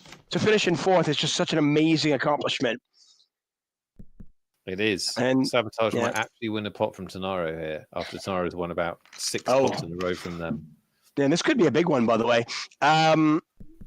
Free For You, by the way, earned about $2,400 for 4th place. The final 3 players making some serious money as we do this. Yeah, an unbelievable multiple of the buy-in. It really is. We've got a ticket to give away. We've actually got 5 $109 tickets left. We're going to give away 1 now. And the easiest way you can ever win a ticket is the keyword giveaway. Oh, I thought you were going to ask me to just give it to somebody. No, that'd be quite a hard way to win a ticket because, you're quite fickle. I am. I know. I would not give it to somebody who made fun of my fish, that's for sure. No, rightly so. Who would do that? This is, by the way, this is another troublesome spot here for Sabotage. Top pair with a straight draw. Oh, it's not so tough anymore. Non-troublesome. Wow. Tenaro, not deterred, going to keep betting. I know it's blind versus blind, and it's not blind. I know it's 3-handed, and you're thinking, well, I got queens, but it's a pretty dicey board. Yeah, that's a horrible check raise to face as well, isn't it? From the big blind, so there's nothing wrong with the bet if you're going to fold. If you're betting here to check back. But then you just feel dirty, don't you? Because you've bet folded an overpair on the turn. So checking back's probably the move there. Let's give away a keyword ticket, a $109 ticket. All you have to do is type in the keyword. If you're watching on YouTube, you must come over to 888 Poker TV, to our Twitch channel, to play this. You must come over just to play this. The other competitions you can play on both, but this is software driven. Lime, is the keyword ready? Just checking, viewers, that the keyword is ready. It's always ready. Lime will tell me down my ear. Lime was born ready. Waiting to find out. Despite traveling and moving to Costa Rica today and battling the rains and dealing with the rooster, she still has the keyword ready. Of course she does. Never misses a beat. This is the championship main event, a huge event here on 888 Poker. So to celebrate, the keyword is championship. Championship. That is a real word. This is actually challenging. The spelling of this is actually challenging. If you get this, I don't think many people will even get the spelling correct. Yeah, so if you're writing championship, you're not doing it correctly. Yep. Championship, as in like poker chip. Yeah, it's a new word that we invented in 888, and every time you use it, you owe us $1. Not for this contest, it's fine. Yeah. And it's been such a hit that we do it every single year. We do. Yeah. No, it's really a great tournament, though. A great tournament series where you get you get big boy tournament structures, the feel of a big tournament, and but the prices are much cheaper. Look at what these players are enjoying. Look at how good this structure is. They're still all deep, three-handed after 2 days of poker for $25. It's fantastic. Yeah, they get quality analysis at their live stream final table. It's some analysis. I just assume like Ian and somebody Ian and like Cavalito would discuss a couple of hands about this later on. Yeah, that'll happen. Yeah, fine. Right.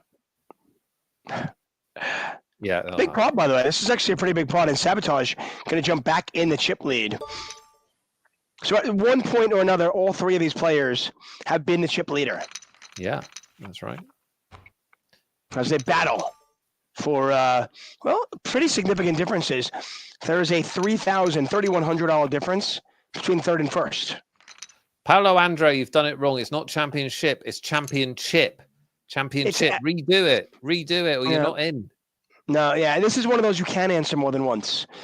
There's no advantage, I've been told, to answering more than once, but you can answer more than once. Yes.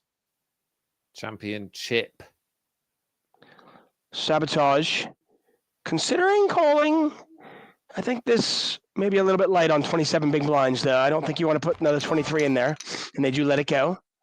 You kind of hate it because you're like, I've got such a nice hand.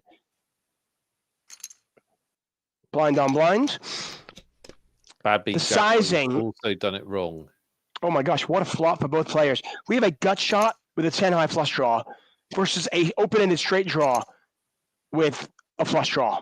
Does all the money just go in? Do we just put the money in? We might. I mean, I think you might. I mean, it's just two huge draws. We can see, Sabotage is thinking, well, I'm drawing to an 8 or a club. While, Tonaro is thinking I need a deuce, a 7, or a club. There's the club, oh my. Horrible for Tonaro. No, this is brutal.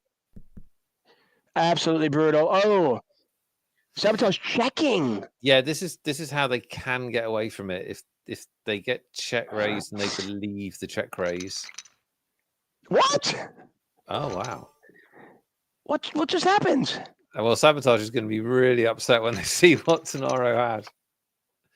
I don't understand. The board was paired, but that was pretty conservative. It's three-handed. It's three-handed, blind versus blind. Where's the pot, Nick? Where is the pot, David?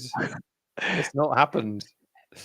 Okay, let's give away a ticket. David Tuckman is incredulous, but someone's not going to be incredulous. Somebody's going to be delighted. And that person is Super Zero. Super Zero, you have won a $109 ticket. Congratulations, Super Zero, friend of the show. Congratulations on your ticket. More action. Again, another spot with two versus flush. They've got a flush and a straight and a pair. I guess you raise now, right? You have to. You're raising, right? Well, I don't know. You've got the second nuts. Okay. And it's not a slight, it's just kind of an interesting spot where you look at it and going, we're three-handed, both players with combo draws. Okay, we're going to play it a little slow, no big deal. Then the flush gets there. After, by the way, the turn went check on the board pairing. Yeah, it did. Yes, I think it's fair to say there should have been more money in that pot, but there wasn't, and on we go. When you make your flush on the river and only get called, you're like, yeah, baby, here it is, I show. I'm never getting shown, like, if I bet and don't get raised on the river, and I'm like, wait, I lost? Yeah. How did I lose? That doesn't seem possible. Unbelievable. By the way, if you did not win, we do still have two $109 tickets left. Don't go anywhere. There'll be and another two at the end of the show. And then we'll spin the wheel of poker justice, and that's two more $109 tickets. Yeah. Very exciting, isn't it?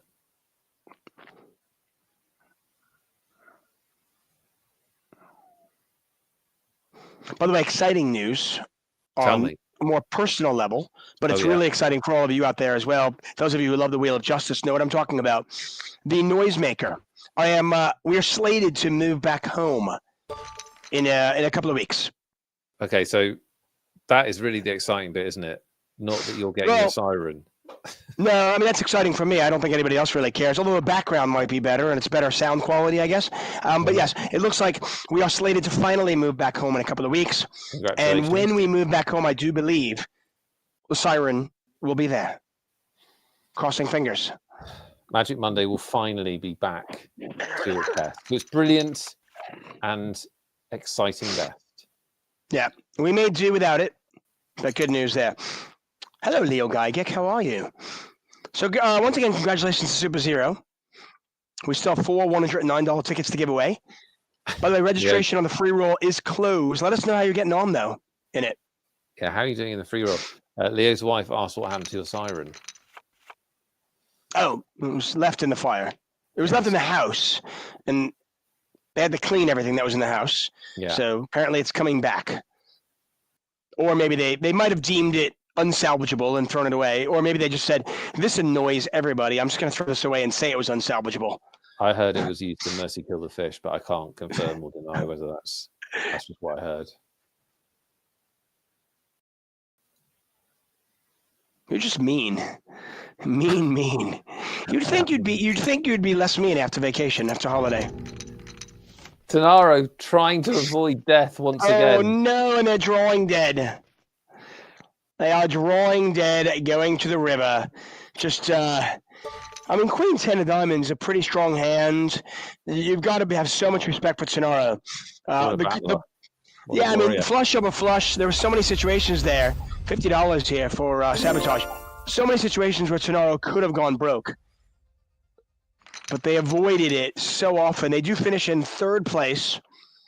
Again, they locked up $2,700 in bounties.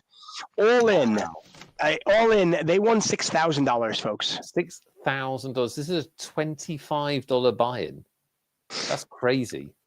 Yeah, I want to point out that their highest finish this year was $228, and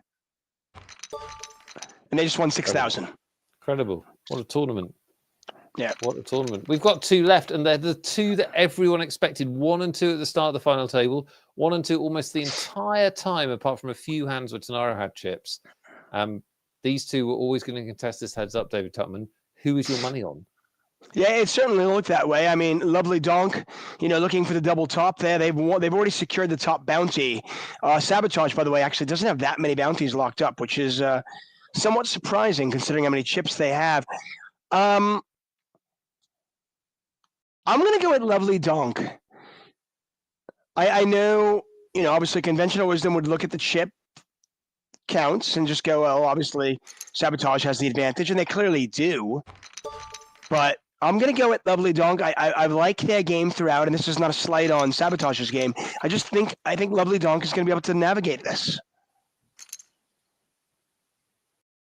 Well, it would be an unbelievable. I mean, the chances of hitting the big bounty and winning the tournament are always pretty remote. Particularly amazing achievement of field this big. Yeah. I mean, it's one thing when the field is like 1,100, but to do it when the field is 4x that is pretty crazy. How about top set? Yeah, but the challenge here, just how do I get paid? You can't. I have top set and I'm heads up. You will not be paid today. No pay for you. No. Not at all. Nick Wealthall, David Tuckman here, courtesy of 80 Day Poker. We are back next Monday. Short week, David. Yes. And for those of you wondering, by the way. You love to see it. Yeah. For those of you wondering, by the way, nobody's wondering. While Nick takes weeks off when he's on holiday, I don't. Because as we pointed out last week, I'm not a slacker. This is unbelievable. It's all about... I've missed 1 show this year. You've done 2 shows all year. Yeah, well, you know what? Maybe some of us had to mourn. Maybe some of us had to mourn fish. Oh no, I can respect that. Oh, look at this. Trip 6 is here. This could be. I mean, this is just a nightmare. This is an absolute nightmare. I mean, you got to set over 6 on a 3-club board, and you're thinking, well, you're not going to lose a lot, unless, of course, the third set, another 6 comes off. I mean, this is crazy. Now, the only thing we do know about Sabotage is Sabotage doesn't usually bloat pots. This will probably just go bet call. It does. Yeah, it's just a call. It's, again, I mean, if you have 9s here, you're like, wait, why didn't you raise? Yeah. Why didn't you put more chips in the pot? I didn't know you were that strong. Well, they've done it a couple of times. Once when they were ahead, once when they were behind. So, yeah. Well, Sabotage, listen, they might have cost themselves be earlier on, but they do dodge a bullet on that one. And we're essentially even right now. It's 63 big blinds to 54 big blinds. Anyway, I will be doing next week's show while on holiday. that is very admirable. Yeah, and it's I'm going to. I am genuinely speaking, kind of like I've never gone on a cruise my entire life. Mm-hmm. I'm not really a cruise guy. I don't like to be, contained. I want to just be able to run around. But one of my good friends, it's his birthday, and he has decided he wants to go on a cruise. So a bunch of families are going on a cruise together, and nice. We booked it a while ago, and we're going on a cruise. I mean, cruises are awesome. Yeah, I've never gone on one. Neither have I, but they seem awesome. You get loads of food. It's there's all a you casino, can eat. David. I mean, there's a casino. I mean, this cruise ship, by the way, is ridiculous. It's ridiculous. There's like countless pools and all that stuff. But there's an ice rink. Oh my god. There's like a zip line. There's a climbing wall. There's a gym. There's a movie theater. Pretty cool. Yeah, it's crazy. It's just anyway, we're going on one of those giant cruises. We'll see how it plays out. But I'm going to do the show from the cruise. What could go wrong? Almost everything. We look forward to your intermittent broadcast in a week's time. Interesting pot there. Lovely Donk with a 3-bet bluff and Sabotage 4-bet 7s prepared to go with it. Yeah. But interesting that Lovely Donk is 3-betting light. Well, the fact that you're 4-betting 7s makes me feel like maybe this could be a quite long heads-up match. But the fact that they are willing to gamble there and 3-bet bluff and 4-bet 7s tells me that maybe it won't be. Yeah, I mean, these two have played aggressively throughout the final table, and I don't think they're going to suddenly change that. They are playing, we should point out, for, let's just double-check this, about $1,700 between first and second. And the last 2 bounties, although we don't think they're big bounties. But $1,700 between first and second, when he bought in for $25, it's still a big difference. Dire Straits wants to know if there's a 500-player daily tournament. It's interesting. I know there's a casino. I should find out at this poker. You should. I mean, that's just me. I'm like, you know what? While I'm going to go here, on a limb and say, maybe I'm one of the better players on this boat. So it's not like it's not a poker cruise. So did I tell you my I'm not even the best poker player in my building? You mean like your flat? Yeah. So this was ages ago, and when I was playing a lot of poker, and you sort of think, am I one of the best poker players in London? Might be, don't know. I'm definitely the best poker player in this development, though. And one day I came out of my house and walked around and bumped into somebody. I thought, who's that? It was Peter Eastgate, the world champion from like 2 years earlier. I was like, I'm not even the best player in my flats. This is really depressing. No, that is for sure. We've got a flush here. They're making flushes like it's easy to make flushes. Yeah, action-packed heads up in terms of the hand distribution, isn't it? Yeah. I think you just fold the queen 6 here. I mean, you want to hit your straight and then not even know if you're good? I don't want that, David. No. That would be terrible. Thank you all for spending your Tuesday. I really appreciate you guys finding us here on a Tuesday. I know obviously Magic Monday can be confusing, but we are here on a Tuesday. A lot going on our channel, by the way. You can blast off tomorrow. Epic battle between the Mammoth Josh Manley Poker. I'm not suggesting that he's fat or big or anything like that. He's bigger than life, Josh Manley Poker. And Andre Cause. Takeover Thursday is brought to you by the what? Sabotage decided to bluff at the 4-card flush. Lovely Donk insta called them. So bad timing by Sabotage. Critical pot puts them down into a short stacked spot. They had Queen 6. You started doing promos, and I picked the worst time ever to do a promo. I know. Wow. Well, you know what? Let's hand it to Sabotage. It obviously didn't work there, but they had a plan. You know, hey, listen, maybe I can hit my straight. And if I don't hit my straight and maybe a club comes off, I can bluff. And little did they know, they were bluffing into a flush, and their opponent wasn't folding. Wow, what a switch there. Lovely, now up to 100 big blinds. Sabotage. Maybe sabotaging their win here, although I don't hate the play. I think they just got unlucky. Yeah, I mean, it always looks and feels bad when you bluff into maybe not the nuts, but a pretty nutted hand heads up. And by the way, though, I mean, bad bluff. Like the most of the time, Lovely Donk has a fold or a difficult decision there. So, and by the way, that could have been. I mean, even with the 9 of clubs, you're not loving it, are you? They insta called Lovely Donk, but clearly, yeah. I mean, you are bluff catching a bit there. I mean, your opponent's raising you with the nuts for nothing, right? That's what I mean. Yeah. Yeah. But they were right, and now they're crushing. Yeah. I mentioned here, so we have Takeover Thursday, by the way.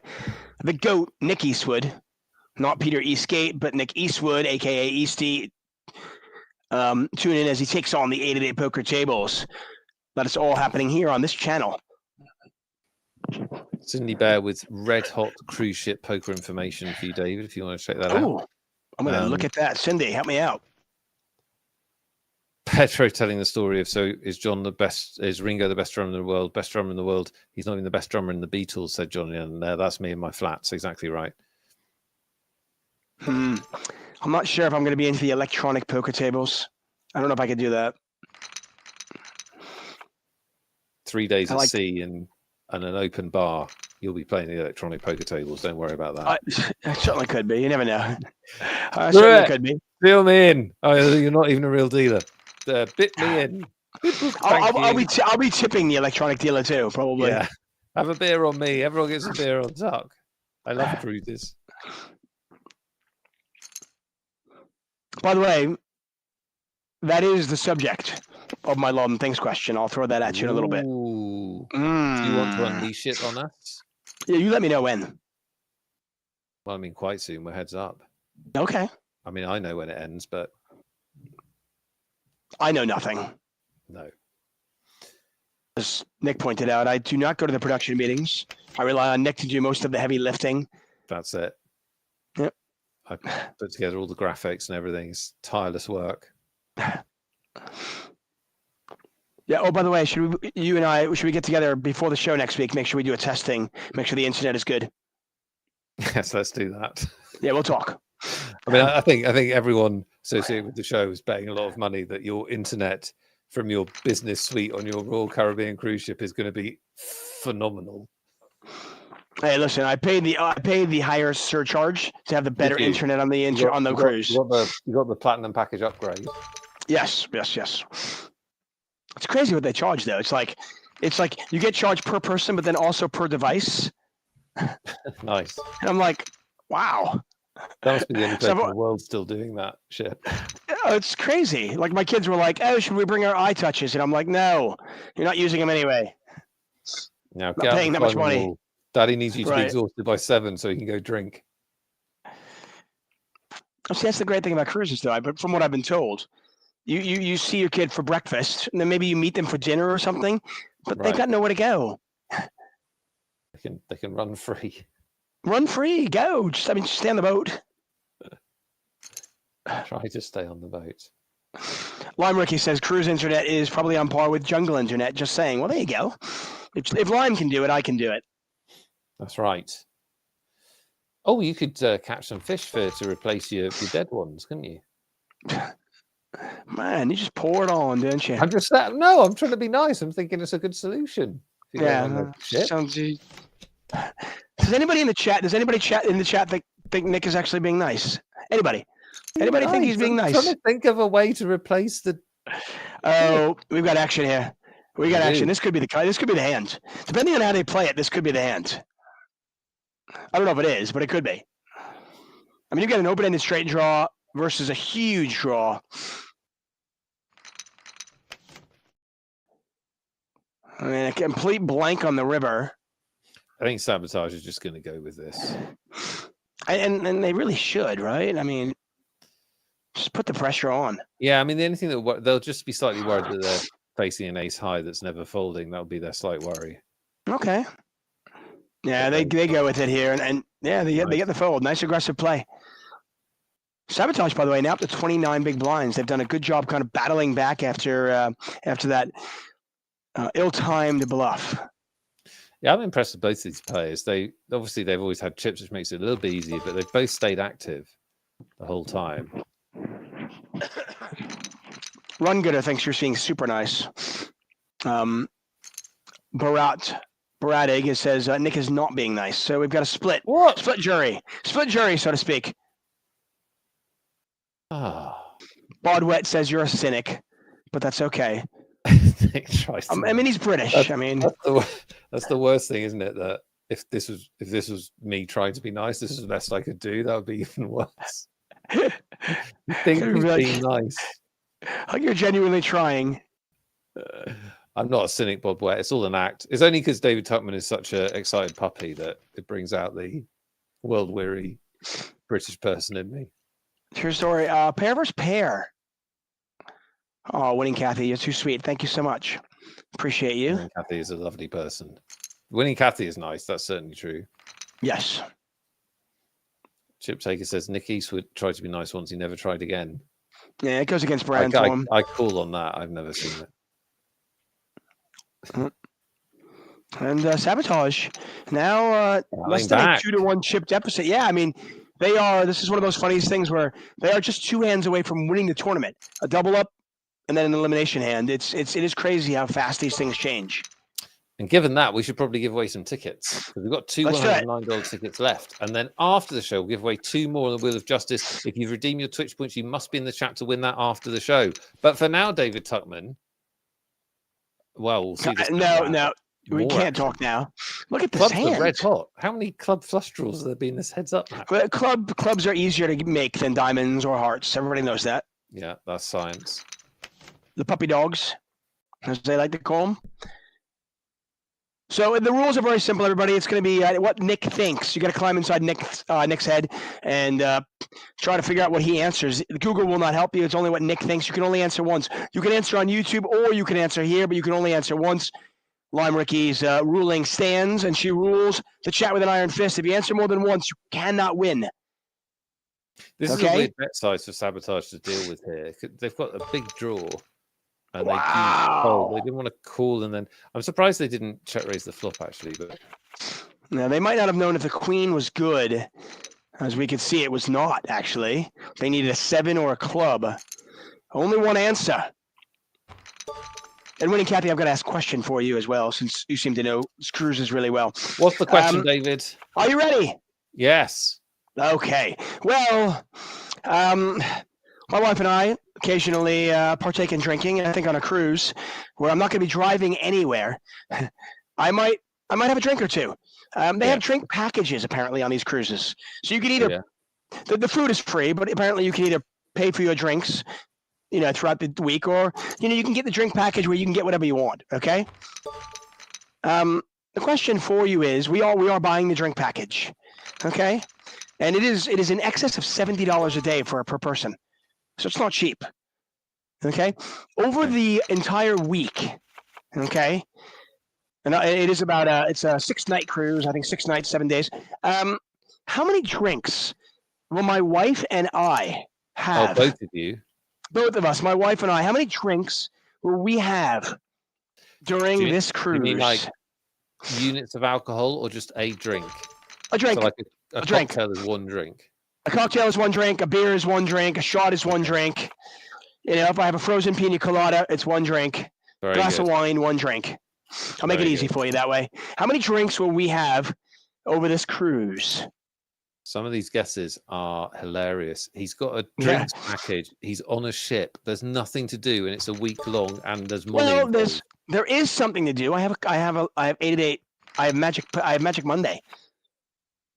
The cruise is a week. We did say that as around, so I'll give you that information. The cruise is a Yes, week. it is a 1 week cruise. I'll also give you more. I probably won't have anything to drink on Monday morning until the cruise is until at least I have a drink until the show's over. Maybe I'll have one. You're gonna just for us. You're gonna stay dry for the duration. I will stay dry on Magic Monday.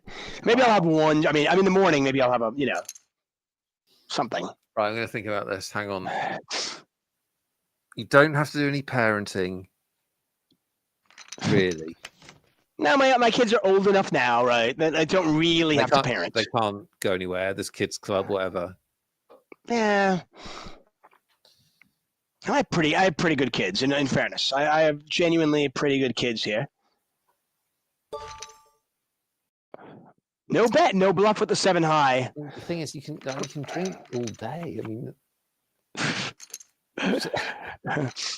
drink breakfast, just lunch. nap and drink and eat and drink and there's just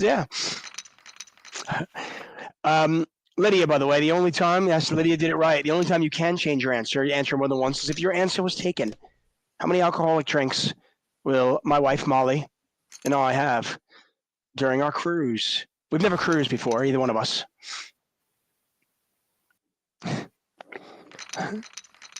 But as you know, it's 2025 has been it's been a rough year. I will definitely have at least one drink for my fish. I'm gonna free one for you guys, everybody.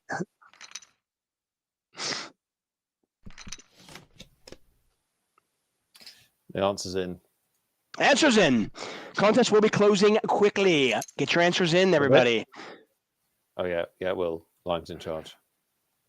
Good luck. $109 tickets up for grabs based on this very serious question. Yes.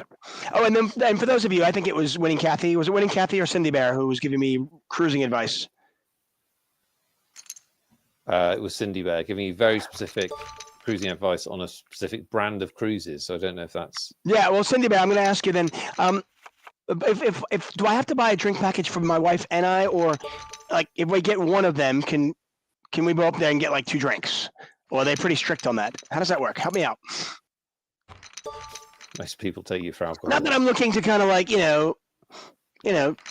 rig the system, but I'm looking to rig the system. I mean, drink packages. Yeah, I mean it's expensive. I'm just wondering.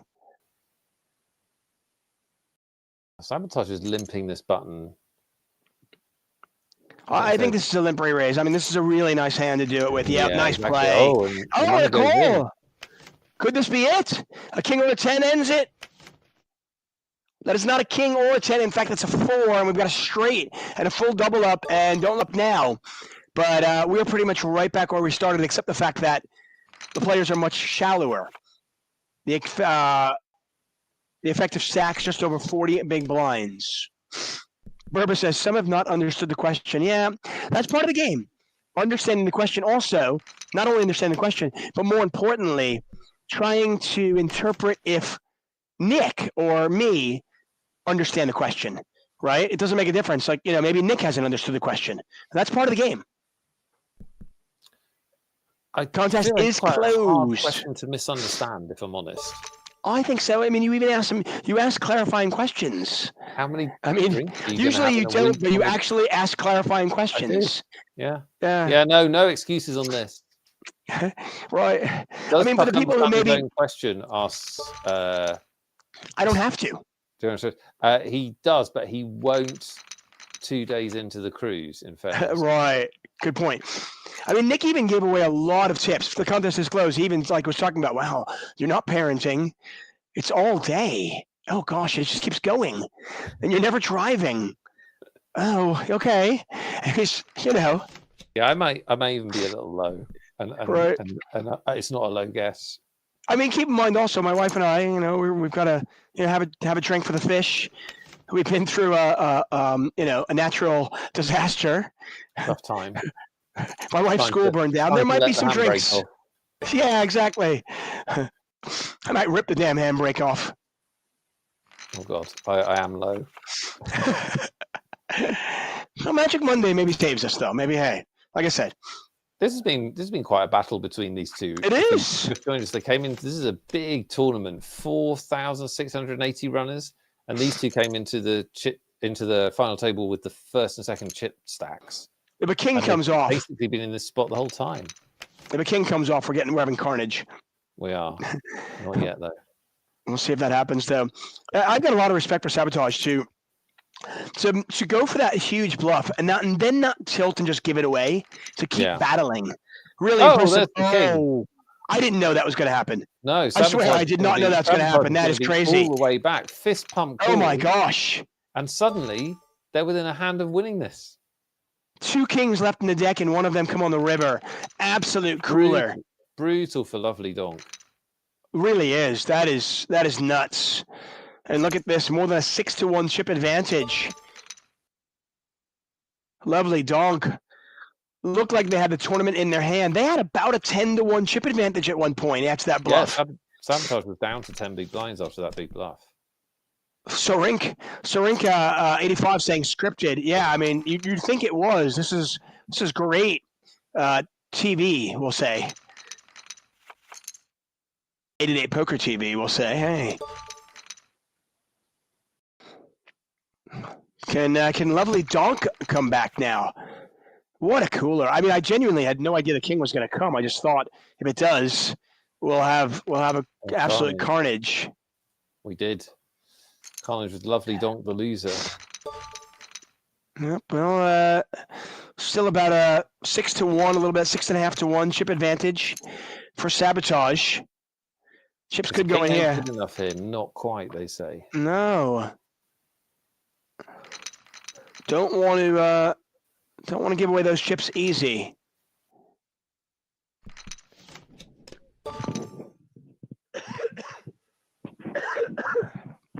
Apparently, they are in the money in the free roll. Congratulations to those of you who are there. I see Champagne Poker is in the money. Well done, you. Yeah, let us know if you are. We've got time for a shout out at some point.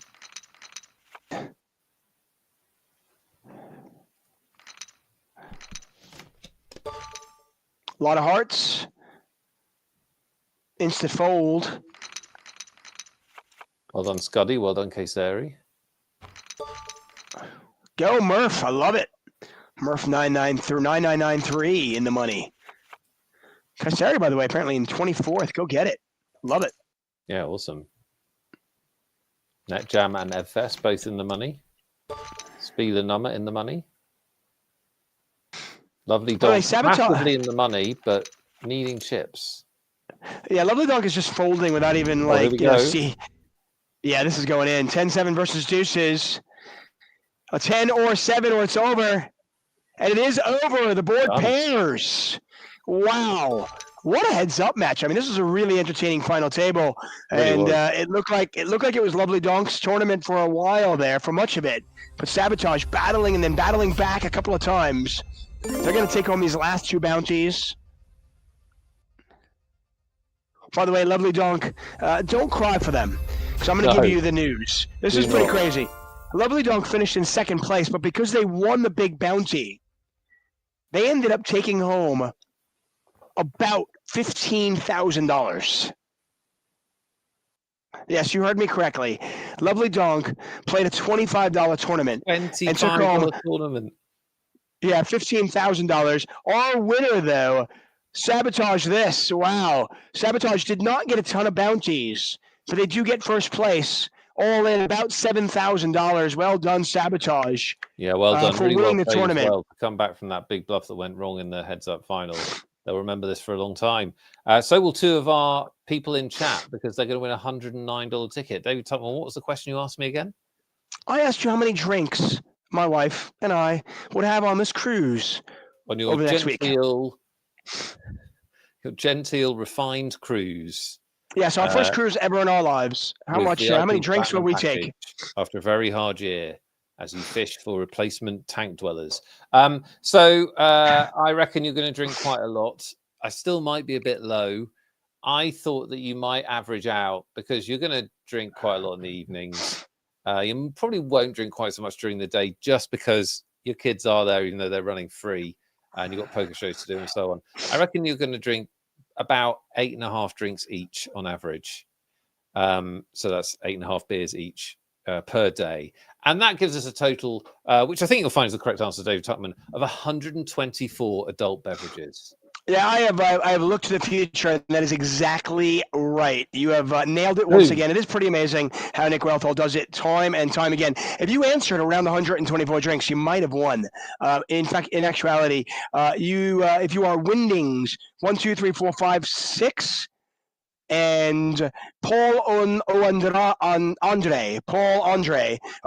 Andre, I should say, 1,000, who said 123. They're each one off, which is amazing.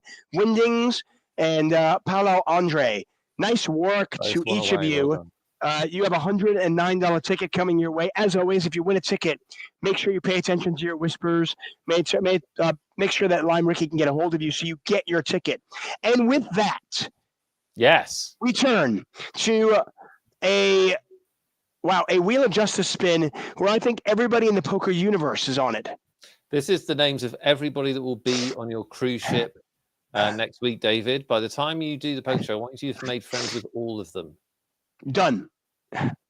You must be in chat to win this prize. If you don't know what this is, you redeem 4,000 Twitch points between the end of this show and next week's show, and you can be on the wheel next week. 2 $109 tickets up for grabs. Let's find out who's going to win first. Spin the Wheel of Justice. Let's do it. Spin it. Wheel of Poker Justice spin. It only ever lands on someone that's been good during the week. And it's a long name. No short name. Of poker is Kakrispor, who has won tickets before, but I don't know if they're in the chat today. Are you in the chat, Kakrispor? You are. Nice job. Actually in the chat, David, on that wheel. Yep, Crispy Kakrispor. You have just won a $109 ticket. Well done. Congratulations. Let's go. Spin again. Say let's go. Spin the wheel. Spin the wheel. It worked. Okay. Oh, that's weird. Yeah. It's faulty, I think. Who's our last winner of the night? It is you, Daniel Lepore. Your name must end in Poor to win on the wheel tonight, apparently. Yes. Daniela Poor. Are you here, Daniel Lepore? More importantly, congratulations are you related to Chris Poor? What your relation are you, Daniela?